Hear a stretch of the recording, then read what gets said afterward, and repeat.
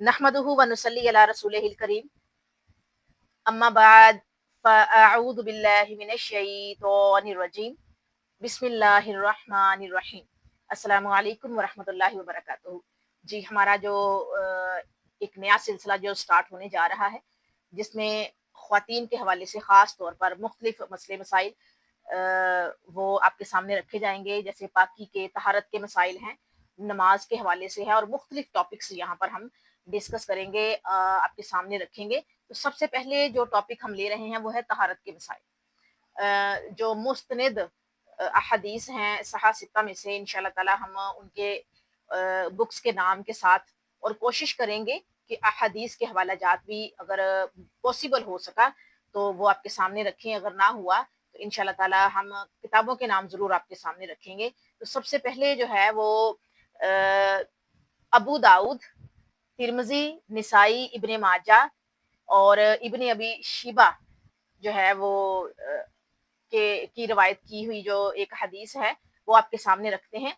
उस हदीस का मतन आपके सामने जो इब्न अबी शैबा के अल्फाज हैं, इब्न अबी शिबा के अल्फाज हैं, आपके सामने रखते हैं कि हज़रत अबू हुरैरा रज़ियल्लाहु तआला अन्हु से रिवायत है कि रसूलुल्लाह सल्लल्लाहु अलैहि वसल्लम ने समंदर के पानी के मुतालिक फरमाया कि इसका पानी पाक है और इसका मुर्दार हलाल है। जैसे मैं एक छोटी सी मिसाल आप लोगों के सामने बड़ी आम सी रख देती हूँ। मछली है, मछली को हम निकाल के यानी कि माही जो गिर होता है, फिश पकड़ने वाला जो होता है, वो निकाल के उसको ज़िबा नहीं करता, बल्कि निकाल के उसको अपने जाल से अपने सेव कर लेता है। वो मछली मर भी जाए तब भी वो बाज़ार में आती है, बाज़ार में आती है और फिर हमारे घरों में भी आती है और वो हम ज़िबा करें यानी कि उसको काटें, बनाएँ या जो बेचने वाला है उसी से कटवा के, बनवा के तो हम उसको पकाते हैं। ये है जी मिसाल समंदरी जो हयातियात है उनकी, कि उसका पानी पाक है समंदर का और उसका मुर्दार जो है वो हलाल है। जैसे समंदर का पानी है, ठीक है, दरिया का पानी है, वो चलता पानी है, बहता पानी है, वो खड़ा पानी नहीं है, रुका हुआ पानी नहीं है कि रुके हुए पानी में जो है वो निजासत गिरेगी। वो कोई किसी किस्म की कोई ऐसी चीज़ नजस चीज़ या कोई पलीद चीज़ जो है वो उसमें गिरती है खड़े पानी में और उसमें उसका जायका, बू वगैरह जो से वो शामिल होती है या उसका कलर चेंज होता है, नहीं। बहता हुआ पानी जो है, जो बह रहा है और मुसलसल बह रहा है वो उसमें कोई निजासत वगैरह गिर भी जाए तो उसकी एक तो मिकदार कम होती है, दूसरा वो बह जाता है। आगे को चली जाती है वो निजासत, वो पलीदी। तो वो जो समंदर का पानी है, दरिया का बहता पानी है, रुका हुआ नहीं, बहता हुआ पानी, वो पाक है और उसके अंदर जो मुर्दार हैं वो हलाल है। तो अबू दाऊद, तिर्मिज़ी, निसाई, इब्ने माजा की हदीस और इब्ने अबी शैबा ने जो है वो इसको रिवायत किया है और यानी कि इसकी जो इसके बारे में बताया है ये अल्फाज हैं और हज़रत अबू हुरैरा रज़ियल्लाहु ताला अन्हु की ये रिवायत है। जी, जैसे पानियों में जो है वो समंदर का पानी, दरिया का पानी, कुएँ का पानी, चश्मे का पानी, ये सारा बहता हुआ पानी है। इस पर जो है वो दलील दी गई है। और ये जो हदीस आपके सामने रखी है ना, मज़कूरा जो बाला हदीस जिसको कहते हैं ज़िक्र की गई हदीस, इस हदीस में रसूलुल्लाह सल्लल्लाहु अलैहि वसल्लम का फरमान दरअसल एक साइल के जवाब में है कि जिसने आप सल्लल्लाहु अलैहि वसल्लम की खिदमत में हाज़िर होकर ये अर्ज़ किया था कि ए अल्लाह के रसूल, हम समंदरी सफ़र करते हैं और हमारे पास थोड़ी मिकदार में पानी होता है। हम अगर उससे वज़ू करें तो प्यासे मर जाएँ। उस पर आप सल्लल्लाहु अलैहि वसल्लम ने समंदरी पानी से वज़ू की इजाज़त देते हुए फरमाया इसका पानी पाक है। मज़ीद ये फरमाकर फरमाकर और इसका मुर्दार हलाल है। आप सल्लल्लाहु अलैहि वसल्लम ने उम्मत के लिए एक और आसानी फरमा दी कि अगर समंदरी सफर के दौरान पानी की तरह खुराक भी खत्म होने का खदशा हो तो समंदर के मुर्दा जानवरों को खुराक बनाया जा सकता है। लेकिन यहाँ ये बात याद रहे कि समंदर का वही मुर्दार हलाल है जो सिर्फ समंदर में ही जिंदा रह सकता है, खुश्की में नहीं।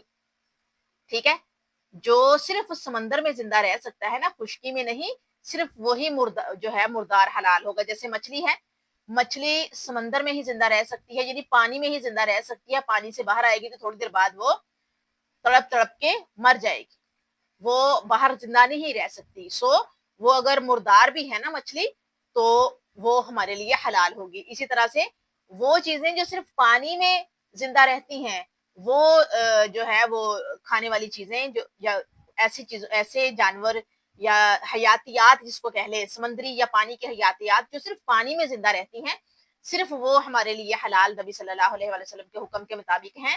جو پانی کے علاوہ باہر زمین پر خشکی پر بھی جو ہے جو حیاتیات زندہ رہ سکتی ہیں، اگر وہ مر جائیں تو وہ مردار ہمارے لیے حلال نہیں ہوگا۔ اس حدیث سے یہاں یہ ثابت ہوتا ہے کہ سمندری پانی سے وضو کیا جا سکتا ہے۔ وہاں یہ بھی ثابت ہوتا ہے کہ سمندری پانی کو صاف کر کے پینے کے قابل بنایا جا سکتا ہے کیونکہ وہ پاک ہے۔ اسی طرح اس سے یہ بھی ثابت ہوتا ہے کہ بلا تفریق سمندر کے تمام مردہ جانور حلال ہے۔ ٹھیک ہے، سمندر کے تمام مردہ جانور وہ جانور جو پانی میں زندہ رہ سکتے ہیں، اس کے علاوہ کہیں نہیں، یعنی کہ خشکی پر نہیں، زمین پر نہیں، وہ سارے کے سارے جو ہے وہ مردہ جانور حلال ہے۔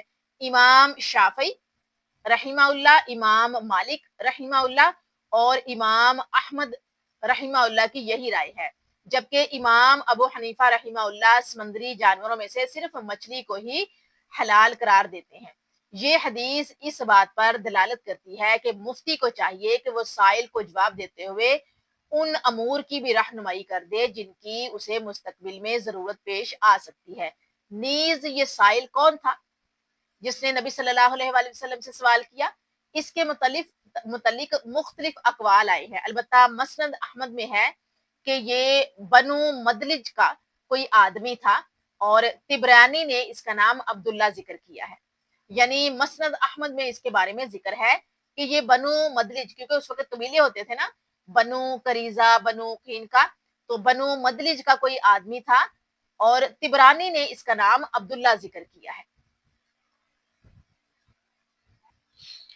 یہاں پر ایک چیز جو ہے، یہاں پر ایک چیز آپ لوگوں نے اس کا خیال رکھنا ہے کہ پانی جو ہے، بہتا ہوا پانی، چاہے وہ کنویں کا ہے، چشمے کا ہے، دریا، سمندر کا ہے، وہ پاک ہے۔ پانی کو کوئی چیز ناپاک نہیں کرتی۔ البتہ اگر نجاست، گندگی گرنے کی وجہ سے اس کا رنگ، بو یا ذائقہ تبدیل ہو جائے تو پھر وہ نجس ہو جائے گا، خواہ پانی کم ہو یا زیادہ۔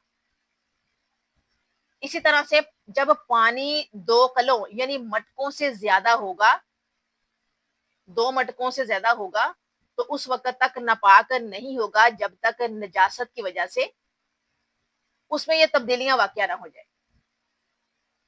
لائک اس کی جو ہے وہ بو چینج ہو گئی ہے، اسمیل چینج ہو گئی ہے، اس کا رنگ چینج ہو گیا ہے، اس کا ذائقہ چینج ہو گیا ہے۔ لیکن جب اس کا رنگ بدلے گا، یا اس کا ذائقہ بدلے گا، یا اس کی اسمیل بدلے گی، یا تینوں کام ہو جائیں گے، یا تینوں میں سے ایک بھی ہو جائے گا، یا رنگ بدلے گا، ذائقہ اگر چینج ہو گیا ہے، اگر اس کی جو ہے وہ اسمیل چینج ہو گئی ہے، تو وہ پانی پاک نہیں رہے گا بلکہ وہ ناپاک ہوگا۔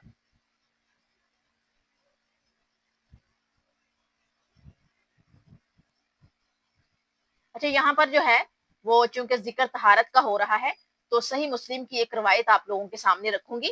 حضرت ابو ہریرہ رضی اللہ تعالیٰ عنہ بیان کرتے ہیں کہ رسول کریم صلی اللہ علیہ وآلہ وسلم نے فرمایا، تم میں سے کوئی شخص بحالت جنابت، یعنی کہ جنبی ہے، جنابت کی حالت میں وہ کھڑے پانی میں غسل نہ کرے، یعنی کہ بہتا ہوا پانی نہیں ہے، کھڑا پانی ہے، تو اس کھڑے پانی میں غسل نہ کرے۔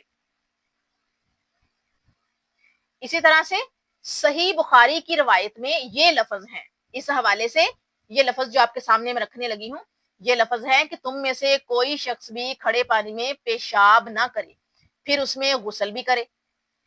مسلم کی روایت میں ہے کہ پھر پیشاب کے بعد اس سے پانی لے کر غسل نہ کرے، اور ابو داؤد کی روایت میں ہے کہ اور اس پانی میں غسل جنابت نہ کرے۔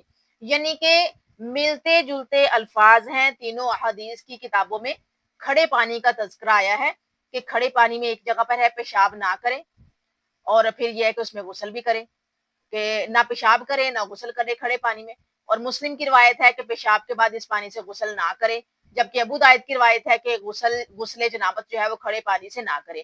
یعنی جو کھڑا پانی ہے، تینوں احادیث کی کتابوں کے حوالے سے جو ہمیں حکم ملے ہیں نبی صلی اللہ علیہ وآلہ وسلم کے ذریعے اللہ کے، وہ یہی بنتے ہیں کہ ہم کھڑے پانی کو جو ہے وہ نہ تو گندا کریں، اس کو اس میں نجاست وغیرہ شامل کرے، کسی بھی قسم کی نہ تو نجاست شامل کرے، نہ ہی پھر کھڑے پانی سے ہم جو ہے وہ کوئی غسل کرے، خاص طور پر غسل جنابت کا تذکرہ آیا ہے.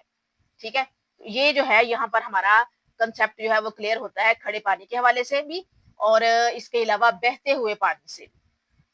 امید ہے کہ آپ لوگوں کا جو ہے وہ یہ کنسیپٹ یہاں پر اتنا کلیئر ہو گیا ہوگا. اچھا، اس میں ان احادیث سے جو ہے وہ ہمیں کیا معلوم ہوا؟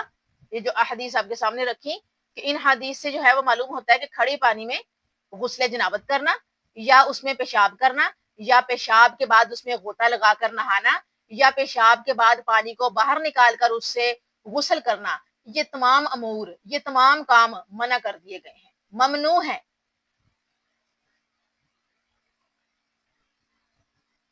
یہاں پر جو ہے وہ ایک اور اضافہ کرنا چاہوں گی کھڑے پانی کے حوالے سے. یہاں پر اب سٹیپ بائی سٹیپ چیزیں آپ لوگوں کے سامنے رکھوں گی نا. کھڑے پانی میں جو نجاست گرتی ہے، اس کا رنگ، بو، ذائقہ بدلتا ہے، تو ہمیں منع کیا گیا ہے کہ اس سے ہم نے پاک پانی، اس پانی سے ہم نے وضو بھی نہیں کرنا، اس کو استعمال نہیں کرنا، اس سے جو ہے وہ غسل بھی نہیں کرنا. ایک اور چیز ہے، کھڑے پانی کو استعمال کرنے کا طریقہ ہمیں بتایا گیا ہے، ہمیں سکھایا گیا ہے کہ کھڑے پانی سے وضو یا غسل کرنے کا طریقہ یہ ہے کہ کسی برتن کے ذریعے پانی باہر نکال کر استعمال میں لایا جائے. کسی برتن کے ذریعے پانی باہر نکال کر، اگر وہ صاف ہے، لیکن اگر اس کا رنگ، بو، ذائقہ سارا کچھ چینج ہے تو یہ مت کیجئے گا. لیکن اگر پانی آپ کو صاف لگ رہا ہے تو اس کو، کھڑے پانی کو استعمال کرنے کا طریقہ یہ ہے کہ کسی برتن یا کسی بھی ذریعے سے اس کو باہر نکالیے، برتن میں ڈالیے یا برتن کے ذریعے نکال کے آپ لوگ استعمال کر سکتے ہیں. جبکہ حضرت ابو ہریرہ رضی اللہ تعالیٰ عنہ نے بیان کیا ہے، حضرت ابو ہریرہ رضی اللہ تعالیٰ عنہ نے بیان کیا ہے کہ نبی کریم صلی اللہ علیہ وآلہ وسلم کے ایک صحابی بیان کرتے ہیں کہ رسول اللہ صلی اللہ علیہ وآلہ وسلم نے اس سے منع کیا ہے کہ عورت مرد کے غسل سے بچے ہوئے پانی سے غسل کرے، یا مرد عورت کے غسل سے بچے ہوئے پانی سے غسل کرے. نبی صلی اللہ علیہ وسلم نے منع کیا ہے، اور انہیں چاہیے کہ اکٹھے چلو بھرے. اسے ابو داؤد اور نسائی نے روایت کیا ہے، اور اس کی سند بالکل صحیح ہے. اور میں نے ایک حدیث پڑھی تھی کہ اما عائشہ اور نبی صلی اللہ علیہ وآلہ وسلم غسل جنابت جو ہے وہ کر رہے تھے، درمیان میں ایک برتن پڑا ہوا تھا، ایک سائیڈ پہ نبی صلی اللہ علیہ وآلہ وسلم، جبکہ دوسری طرف اما عائشہ تھی. تو نبی صلی اللہ علیہ وآلہ وسلم اور اما عائشہ نے ایک ہی برتن سے جو ہے وہ غسل جنابت کیا ہے. اور نبی صلی اللہ علیہ وآلہ وسلم بھی چلو برتے اس سے پانی کے لیے، اور اما عائشہ بھی اس سے جو ہے وہ چلو برتی پانی کے لیے، اور اس سے جو ہے انہوں نے غسل کیا تھا ایک ہی برتن سے. لیکن یہ نہیں اس میں کہا گیا کہ پہلے نبی صلی اللہ علیہ وآلہ وسلم نے غسل کیا پھر اما عائشہ نے، یا پہلے اما عائشہ نے غسل کیا یا نبی صلی اللہ علیہ وآلہ وسلم نے بعد میں، بلکہ دونوں نے ایک ہی وقت میں ایک ہی برتن سے غسل فرمایا تھا. تو یہ بھی ہمارے لیے جو ہے وہ ایک سیکھ ہے، ہمارے لیے جو ہے وہ ایک یوں کہہ لیجئے کہ ایک طریقہ کار ہمیں بتایا ہے کہ اما عائشہ اور نبی صلی اللہ علیہ وآلہ وسلم کے غسل جنابت کا طریقہ بھی ہمارے سامنے لایا گیا، رکھا گیا. اور موسٹلی ایسے چیزیں جو ہے وہ اما عائشہ سے ہی پوچھی جاتی تھی، اور اما عائشہ ہی جو ہیں وہ بتاتی ہوتی تھی. کس لیے؟ امت کی تربیت کے لیے، امت کی عورتوں کی تربیت کے لیے. الحمدللہ انہوں نے تمام تر جو ہے طریقہ کار شرم و حیا کے دائرے میں رہتے ہوئے امت کی عورتوں کو سکھایا، نہ صرف سکھایا بلکہ اچھی طرح سمجھایا. آج کا ہمارا لیکچر یہیں پہ کمپلیٹ ہوتا ہے، کل اس سے آگے سٹارٹ کریں گے. جزاکم اللہ خیرہ.